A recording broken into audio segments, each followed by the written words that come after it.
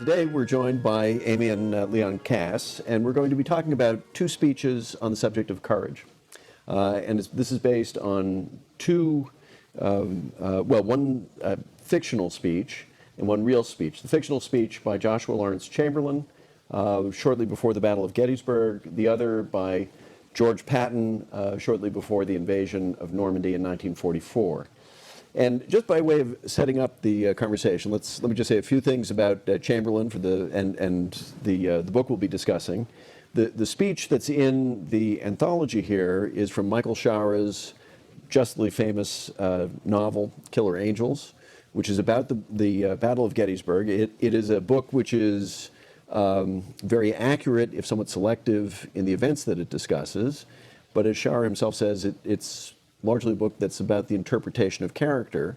And I think for most of the people who read Killer Angels, the most interesting character of all is Joshua Lawrence Chamberlain. His career in the Civil War is quite remarkable. He was a professor of rhetoric at Bowdoin College up in Maine. He joins the Army, I think, roughly the age of 31 or 32. He's served at this point for a year and a half, 2 years. After the Battle of Gettysburg, he will continue to serve. He'll be wounded multiple times. He will receive, I believe, the only field promotion to the rank of Brigadier General.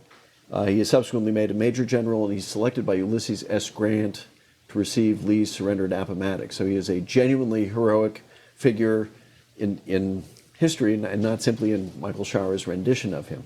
And one of the most powerful parts of the book is this speech, which you've excerpted. So maybe, Amy, could I turn to you and ask you to kind of set the scene for us, and then we'll begin to pull it apart. The Army is on the move, and Chamberlain, who's the colonel of the 20th Maine, has suddenly received 120 mutineers, war-weary mutineers from the 2nd Maine. And the orders are that he can shoot them if they don't do their duty. So he faces a real dilemma. First of all, he can dearly use these men to join his regiment, because his own regiment has been depleted from 1,000 down to less than 250 already. Second, he knows that he doesn't have the manpower to guard them, or to properly guard them or take care of them. And third, because they, like him, are from Maine, he knows that he would never be able to shoot them. And Shaara's Chamberlain, being more the philosopher than the commander, also faces the dilemma, how can you really force people to fight for freedom? You said that in Shaara's rendition, Chamberlain is more the philosopher than the commander. Could you just, either or both of you, expand a little bit on that? What kind of person is Joshua Lawrence Chamberlain? Well, there's a description of him that makes him sort of kind of boyish looking. What's the exact words? Grave, a man of boyish dignity, clean-eyed, scrub brain, naive look of the happy professor. But he's also tall. He's rather picturesque. He is thoughtful, but he's presented really as a man of action. There is complicated things going on in his brain, but he's not, like many professors, indecisive. He knows what he has to do, and he has a gift for speaking. And when he speaks, everybody stops to listen. There's something in his voice that makes people pay attention. This is not just professorial talk. This is a man with authority. Right. Well, but Shaara goes out of his way to tell us that Chamberlain was a professor of rhetoric. Right. And just a year before that he gives this speech. In a way, Chamberlain is the professor we professors would all like to be, right? Both the philosopher and the man of action. So there are these mutineers. The mutineers actually approach, and they've got a set of grievances. Could you talk a little bit about what those grievances are? What the first thing he does actually is he hears them out first, which is actually he does two things. He hears them out and he feeds them a good meal, which shows you that even before there's speech on his part. He's undertaken some practical action, which is quite sound in the circumstances. Well, actually, even before he feeds them, he liberates them. They come in and they're described like impressed seamen. And they're watched over by a foul-mouthed, bellicose captain who has contempt for Maine men. And they're guarded by surly guards. And the first thing he does is he dismisses the captain, he dismisses the guards, and basically makes them, in the first instance, like free men, as a preparation for the free choice he's eventually going to give them. Okay, and then he does give them a square meal, but he talks to And then he goes. their leader, a man named Buckland. Right. And what's going on with Buckland? Well, first of all, he knows that the reason that they are mutineers is because the Second Maine has been disbanded. And they had signed up for 3 years, and the rest of them had signed up for 2 years. Those who were left had signed up for 2 years. So that's why they've been impressed into the service for 1 more year. Right, but their understanding of their own obligations is they had signed up for the Second Maine. Exactly. And they will only fight with the Second Maine. Right, and that actually, it touches on a certain aspect of the American military tradition, which is it's a very contractual understanding of obligations, which is you fulfill the obligations, but they are well defined, and if the government violates them, then the agreement's over. Okay, so there's that legal piece to it. So there's what else, that. But but else is going on? Buckland, who's speaking on behalf of the 120, actually speaks in the first person. He says, first of all, I'm tired. I've been wounded. I've been in 11 engagements. We've seen it all. They're really sickened by the way they've been treated. They've been treated like cows or dogs or worse, like the slaves that Leon was describing, which is why they were in need of some kind of liberation. But he emphasizes that he doesn't think that they're going to win in any case. The Union is not going to win because of those officers, the officers who come from West Point. And he has a particular animus against the officers from West Point. Why do you think that's the case? You think it's a class thing? Yeah, well, of course, I read carefully the excerpts that you have in the book. He talks about these goddamn gentlemen. Yeah. So I think it is a class thing. Well, I think you're right that Buckland, at least, has this animus against the gentlemen and the officers. It's not clear that that's simply shared through the ranks. It says that he's been waiting a long time to say this to some officer. Right. And Chamberlain lets him do it and says, I get your point. But they've been losing. And they've been changing generals right and left. I mean, the war has been going terribly. And these men have been in there for 2 years. They've been there and seen everything. And they blame the defeats on their leadership, which could be aggravated by a certain class enmity, but could be in a way justified. These idiot guys who go there and study, and we're down on the ground getting slaughtered. Show us that we're going to get some leadership, we might think differently about it. I'm interested in how Chamberlain approaches, okay, he's heard Buckland. He's now going to talk to these guys after they've had a good meal in sound psychology, I think. There's a very interesting passage that I'd like to ask the two of you to comment on, where Chamberlain is trying to decide what to say to these people. And he says he had a complicated brain, he meaning Chamberlain, and there were things going on back there from time to time that he only dimly understood. So he relied on his instincts, but he was learning all the time. So it's quite interesting, isn't it, that you have this professor, this man of thought, this philosopher, who's relying on his instincts and on the sense that there's stuff humming around in the back of his head that he knows he doesn't fully understand, and that is somehow going to guide him in what he is about to say. Does that strike you at all? What does it mean to rely on one's instincts? Well, he's under a great deal of pressure. The courier has just come to tell them that the army has to get up and move again. he's reading their faces. He's hoping that there could be some connection because they're made men. These are not very philosophical or theoretical things, but instinctually he knows he cannot shoot them. He just knows that, and he's going to make that clear to them at the very beginning of the speech. Shaara gives us what he imagines is going on in Chamberlain's mind. And what Chamberlain, although the situation is complicated, Chamberlain himself, his faith, he says, is rather simple. He believes in the dignity of man.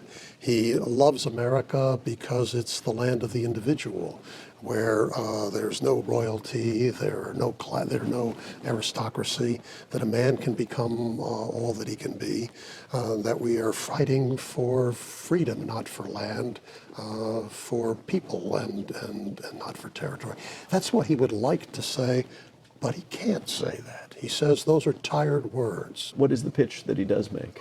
The pitch is really, I think, Brilliant. brilliant. Men, I've heard your grievances. There's nothing I can do about them today. When I get a chance, I'll look into them and see that you get a fair hearing.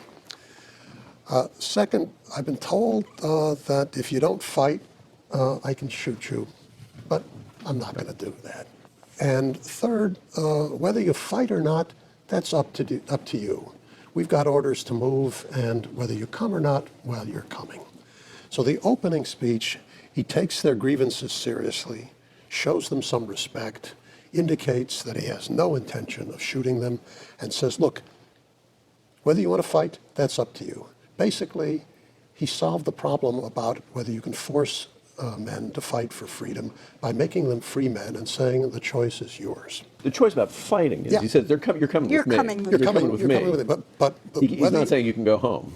No, you're coming with me, but whether you fight or not is up to you. So he is empowering them by giving them choice. But then he makes the case for freedom. He makes an ideological Yes. argument. Now, he also says, all of us enlisted for different reasons. And of course, this is an army of volunteers, not an army of draftees. We'll get back to that. He said some of us because we're bored, some of us thought it might be fun, some of us were ashamed. And then he launches into a defense of freedom. No man has to bow. It is, at least in my reading, but I'd be curious to know what you think. It is, again, this anti-aristocratic argument, that this is a place where no man born to royalty. Here we judge you by what you do, not by what your father was. Although I have to ask you, given that you're great admirers of the book, as am I mean, isn't Chamberlain himself a wholly superior kind of being? By nature, A natural a aristocrat. natural aristocrat. He But- has the look of authority. But is there anything problematic with having natural aristocrats roaming around? Well, it depends upon how they comport themselves and how they speak to people like these 120 mutineers.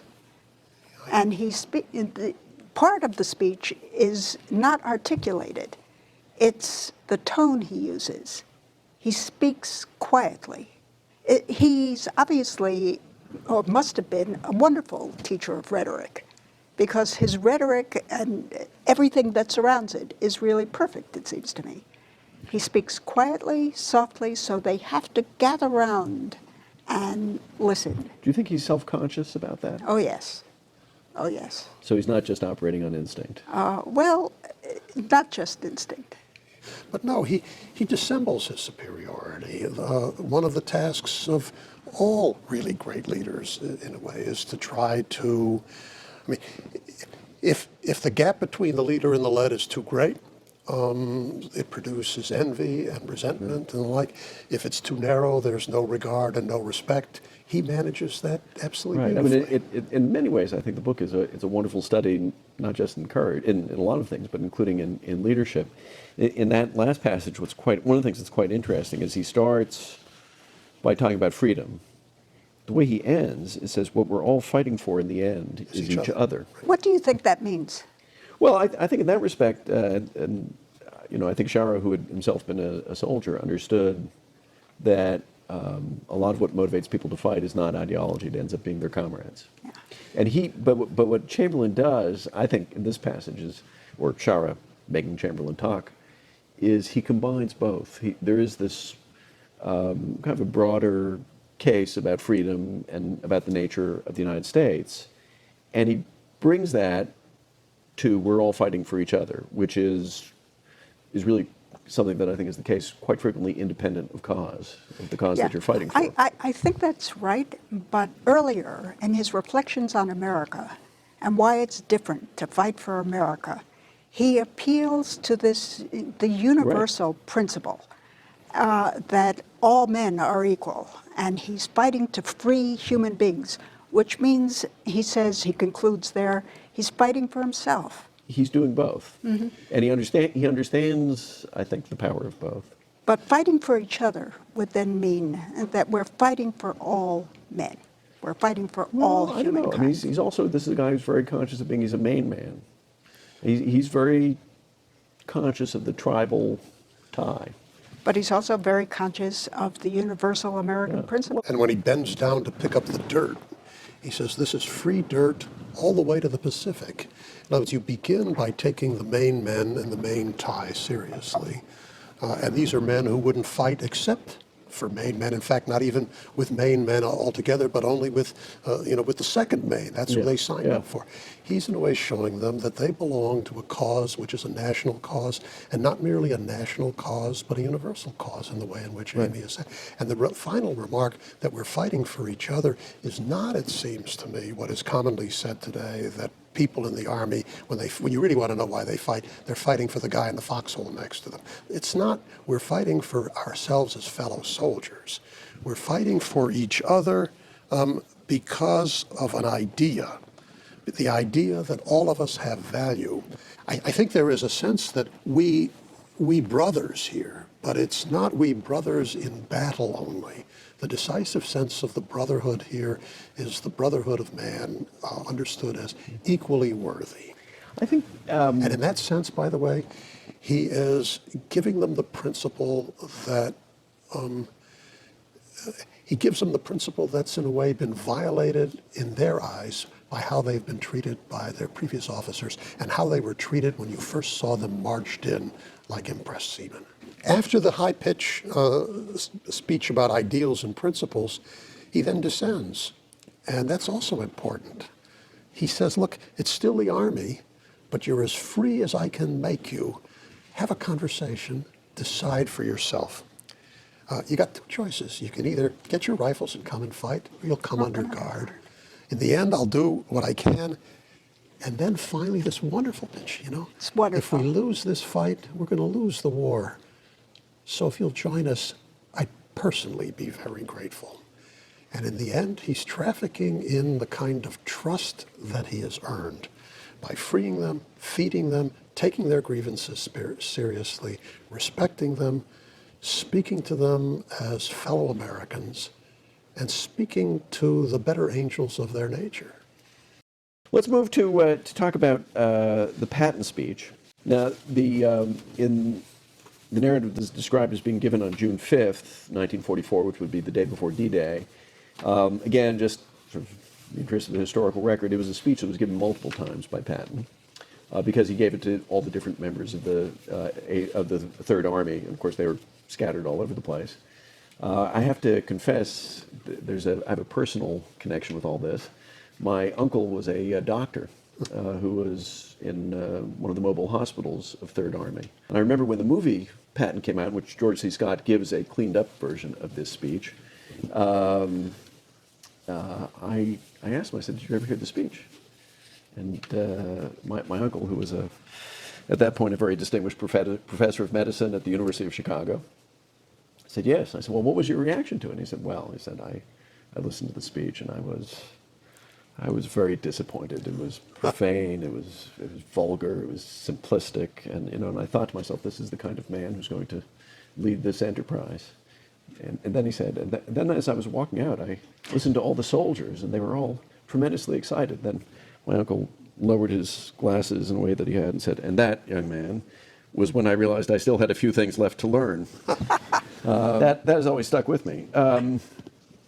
This is a very different kind of speech. It is a profane, vulgar speech, lots of scatological references, the number of sexual references. Let's again just sort of get to the setting. What can we infer from the speech are Patton's concerns about his troops? We know what Chamberlain's concerns about the Maine men are. What do you think are Patton's concerns about the troops that he's trying to motivate with this speech? Well, first of all, there are two very different wars. It's a difference between a civil war and this war. This had an enemy that was a foreign enemy. But he has at least this is the way I envision it. I think they are young, untried men who are standing before him. They've never been in real battle. And he's speaking, number one, to their fear of death. Number two, to their fear of killing. Killing and in addition to being killed. And their fear of being cowards under this. And the entire rhetoric of the speech seems to move back and forth to show them that what it means. He says, first of all, why are you fighting? And he's trying to boost their morale. Why are you fighting? You're fighting for your homeland, for your families. That's duty. You're fighting for your self-respect. That's honor. But you're also fighting because you're men, real men. So he's trying to make these young people who have never really been tested in war, just, in getting ready to go to battle, and make them feel like Chamberlain was doing. He's appealing to the better angels of their nature, but in a very, very different way. You think he's appealing to the better angels of their nature? Well, he's trying to make them feel confident. I guess my reading of it is Well, he's largely appealing to testosterone, which is not, I've never really thought of as a better angel. If the courage is a virtue, then he's appealing to that virtue. Leon? Well, I'm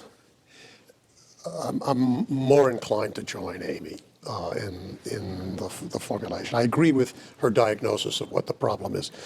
These are boys. I mean, they're How old are they, 18? between, I would say the majority of them are probably between 18 and 20, wouldn't you say? No, actually, well, they'd be older than that too, because the draft scooped up a lot of people, so some of them would be in their 20s. But in their 20s, Yeah. but certainly rookies. I mean, right, they are definitely that. they've never been in battle. And the major rhetorical problem is to address and try to help them curb their fears, and also to inspire them to fight, and to fight zealously. Is it all about fighting? Well, he also wants to make sure, that's part of curbing their fears. He wants to make sure that they realize I think what he they're wants- part of a team. Yeah, well, he wants to make them part of a team. He wants them all to do their duty. See, I don't think this is simply about courage in the narrow sense. He wants everybody to understand you've got an important role to play, even if you're, I mean, what is the one heroic example that he talks about? It's a guy who's shimmying up a Telephone pole to fix a wire. To fix a wire. It's not somebody who's actually going out and killing a German. It's a guy who's doing his duty despite fear and doing it well. And similarly, he talks about the drivers, and of course, a lot of the folks driving the trucks would have been African American soldiers who, drove for 40 hours. The guy who's going up the pole is being shot from. But I think part of Planes overhead. What is it that he denounces in all this? He denounces a view of courage. He denounces the idea of individual heroism. Oh, yeah. Remember? And he says that the people who think that all this is about individual heroics know less about war than they know about sexual activity.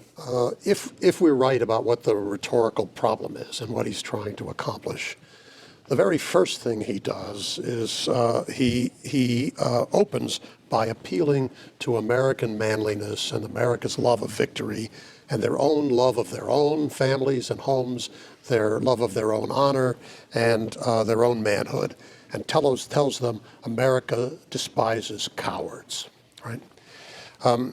After that kind of introduction, then he addresses directly their fear of death, and it's wonderful. First line is, all of you are not going to die. Actually, only about 2% of you are going to die. Everyone's scared. Anybody who says he's not scared is lying. But a real man won't let his fear of death overpower his honor, his sense of duty to his country, or his innate manhood. Then he goes on to say, look, battle is the most magnificent competition. That's where the best comes out. That's where one overcomes all that's base. Americans pride themselves on being he-men, and they really are he-men. Well, And actually, by the way, the enemy's just as frightened as you are. that line, battle is the most magnificent competition in which a human being can indulge. It brings out all that is best and removes all that is base. Page 3. Do you believe that? Do I believe that's simply true? It would take some discussion, and I probably would wind up saying no. But there is a sense in which battle is where a person has a chance to put their entire life on their line with their own valor and their own prowess, and serve something greater than themselves and serve the people next to them. It's also not an accident that ancient epics were all about battle. Right. There is something about rolling your entire life up into one moment and asking yourself, how will you stand with respect to your own finitude? And will you distinguish yourself as conquering your fears and doing your duty, or will you fail? Can you imagine Joshua Lawrence Chamberlain ever saying that? No. Why not? Partly the philosopher in him. Partly it's a different situation. Partly this, look, we don't know whether Patton really believed that either. What we do know, Actually, we do. He did. well, we do know also that he wasn't really a profane speaker. He didn't speak like that normally. He used to practice in front of the Right. mirror. Yeah. He was a Right. a real thinker. And so he's might even be exaggerating for the point, but I think Leon's point is really very well taken. What does it mean to beat down mortality? Well, but isn't this basically, it's an appeal to manhood, right? Yeah. In fact, the speech begins, men. Right. This stuff that some sources sling around about America wanting out of this war, not wanting to fight, is a crock of bullshit. Americans love to fight, traditionally. All Americans love the sting and clash of battle. That Americans like victory rather than losers up until a certain That's true. point? True. You see it transferred into athletics, and notwithstanding the belief that every kid should come home from camp a winner with his own trophy, we basically prefer the people who actually go out there and fight and win. Patton couldn't get away with making such a speech today, but I would imagine that there are lots of young men, for better and for worse, who would respond exactly as the people who he spoke to then responded to this speech, because there really is something about the appeal to courage and the appeal to use your courage in the service of something Well, that is honorable. I think that's right. It's what inspires a lot of particularly young males to volunteer. On the other hand, you could not give a speech like this to just about any military unit. To a co-ed unit. Right, which most units are. And Humankind doesn't do it. there are different ways that one can attempt to elicit courage. And one is the Chamberlain way. It's making a pitch for the cause. One of it is trying to inspire people with their sense of the charisma of the leader. And both Chamberlain does that one way, and Patton is doing it another way. I mean, Patton is going up there with his shiny helmet and his revolver, and he makes a big point of telling, as he tells the story about the guy who shimmies up the telephone pole, that he says, "I'm much more scared of you than I am of the Germans shooting." Right. Well, that's I think very much done with malice aforethought. He's trying to impress his personality. So that's another way of doing it. I think a third way of doing it is this appeal to manhood as understood by a 20-year-old. But look, Chamberlain wasn't facing cowards or even potential cowards. These were guys who were in 11 battles. They were wounded. They were just war weary. They felt they'd been cheated. These were as his sergeant says, I saw these guys. These are loggers. They love to fight. They're tough. They're tough men. Patton's concern is that these young, and again, citizen soldiers for the most part, not a professional army, people who in private life are basically peace-loving, prosperity-loving people who've signed up signed up for whatever reason. The major concern he has is that they are not going to be up to the task. And therefore, the major vice that he wants to force them to loathe is yellow cowardice. Right. So what other appeal would you make to them? And look, the other wonderful thing that he does in this speech is the gift that he leaves them with at the end, is what you can tell your grandchildren. When your grandchildren, when you're old and your grandchild is sitting on your knee and asks you, what were you doing during the war, the big war? Part of it is about the Great Third Army, and part of it is about George S. Patton. No, George E. Patton. He doesn't even refer to himself with a proper title. Yeah, look, this is another instance of what we talked about with the Chamberlain. Patton is trying once again to dissemble, in part dissemble his superiority, and make a team in which they are members of his team and he is one of them. And it's not just that they're going to remember that they fought with George E. Patton, but they're going to swear like George E. Patton when they're talking to their grandchild. And that I'm not so sure. Well, but that's what he has them say. What he wants them to say is to refer to him in the same way as he refers to everybody else. Look, the profanity is also, the profanity is a way of cutting the tension, reducing the fear, and making them feel a team with him. They laugh uproariously, they slap their thighs in all of those places, and he makes them a team even before he starts speaking of the Army as a team. He makes them a team by making them laugh together. Yeah. They laugh at him, they laugh at what he's saying, they laugh with him. And by the way, for cowards, for potential cowards, the last thought he leaves them with is not that some of you are going to die here, but think ahead to when it's all over. Think of yourself as in a kind of a mode where you can tell the next generation of your heroic deeds. That's the last, in a way, thing you want to say to people who are frightened. So let's step back a little bit from both of these speeches. Each of these are dealing with different circumstances, right? George S. Patton is dealing with this army of draftees. He's got a professional soldier's doubt about civilians. Joshua Lawrence Chamberlain, it's the Civil War, all those things are because, I take your points that these are very much shaped by the particular milieu in which they occur, the particular set of circumstances, the particular war. What are the larger things we take home from this? George S. Patton would be an anachronism, in many ways. The Army doesn't want Pattons today. What would you do if Joshua Lawrence Chamberlain, associate professor of rhetoric at Bowdoin College, showed up today? Would you take him? Well, no, of course not. What are you talking about? You got to start with ROTC or West Point and work your way up. So these are two obsolete leaders, motivating men, not men and women, who of a kind that we're not likely to see again. So courage is still desideratum. And it's still a very important human virtue. It may not be the most important one, but there are circumstances where it is uppermost.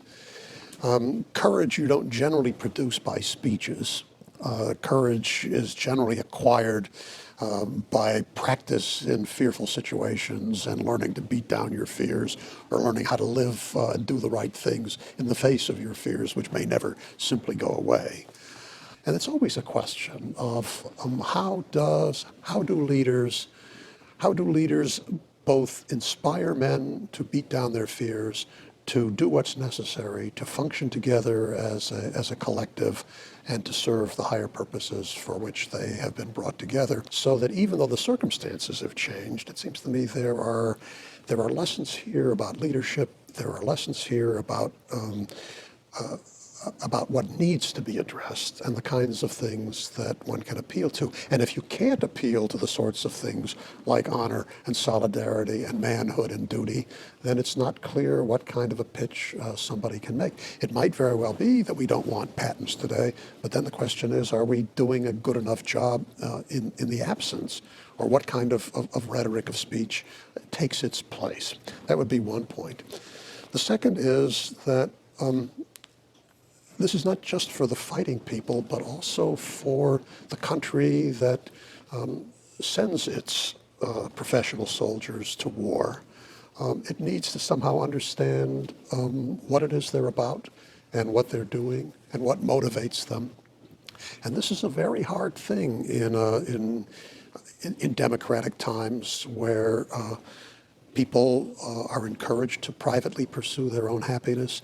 They're led to believe, as Benjamin Franklin's list of virtues that we discuss in the book list, that self-command is, and the cultivation of your own virtue is perfect for pursuing both your self-interest and the good of others. Well, you can't say that about courage. Can't really, courage is not one of those places where you serve others and at the same time serve your own self-interest and fulfill yourself. And this is self-sacrifice we're talking about. And that doesn't sit easily in a democratic polity. So it seems to me that how you lead the soldiers and how you cultivate courage is one thing, and how you educate a soft, basically pacifist kind of polity to have regard for this kind of activity and the need for it, that I think is an enduring problem. Do you think we have basically a soft pacifist polity? Vastly more than at the end of the Second War.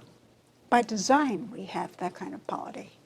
We have a polity that is dedicated to safety and comfort, acquisition. I have to tell you, I disagree with you both. I mean, I think we've got actually a pretty violent polity, which has no trouble using force Well, I think. and finding people to use it. So you think that Patton is right? We really like a winner, and we're very, very competitive. I have a perfectly substantial chunk of the population which is quite prepared to go out and kill people. I want to amend what I said. It's certainly true that there's a segment of the population of which that is true. And the other task in a democratic polity is, I mean, you've got to encourage some to think that noble sacrifice is not terrible and not blowing it all. Mm-hmm. You've also got to restrain the militaristic spirit and bring it under civilian rule and other kind of moderating limits. Could I speak to that last point? I was very struck when I look at the book, the section on courage, I think has 6 sections, and of which 5 are really about martial courage.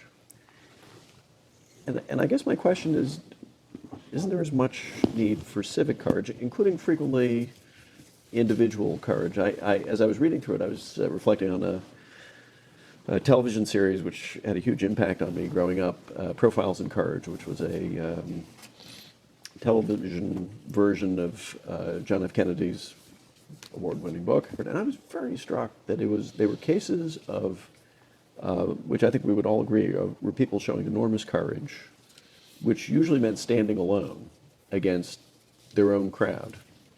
John Adams being willing to defend the soldiers accused of the Boston Massacre. There's a senator from Alabama in the 1920s who took on the Ku Klux Klan and lost his seat as a result, and many others. Isn't that kind of courage as necessary for the preservation of a free republic as martial courage?